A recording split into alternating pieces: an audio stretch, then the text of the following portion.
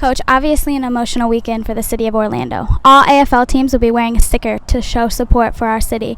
What does that mean to the team and to the community? You know, it means a lot. Trying to get emotional here. Sports is something. At the end of the day, we realize it's a game, and I coach a game, and it gives me a livelihood, and I'm able to support my family with it. But at the end of the day, we know that there's a lot of things that are bigger than football.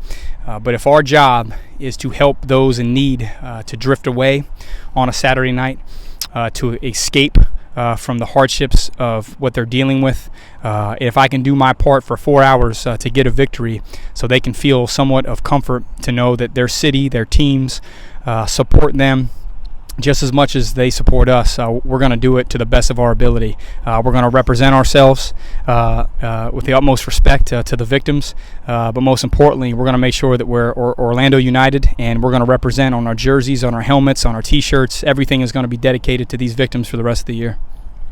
It's going to be the third time you played the Jacksonville this season. Tell us about that matchup. Jacksonville's a very good team, and I think ultimately it's going to be a very emotional game. We know that it's on national television. We know, obviously, these guys are putting the whole city on our backs. We're going to lift and rise everybody up. So our job is to win this football game. And Jacksonville's a very good team. They're the best 5-5 team that you'll play. They're almost number one in every statistical offensive category, and their defense gets the ball back for their offense. So we have to take advantage of opportunities when we have them. We got to be smart. We got to be the more physical team, and we got to weather the storm. I mean, talk about adversity. I mean, Jacksonville is probably going to have that place packed out. We're going to be on the road, and we got to show what we're really made of. We got back on track with the win this past weekend. How do you make sure you stay in the win column for the rest of the season?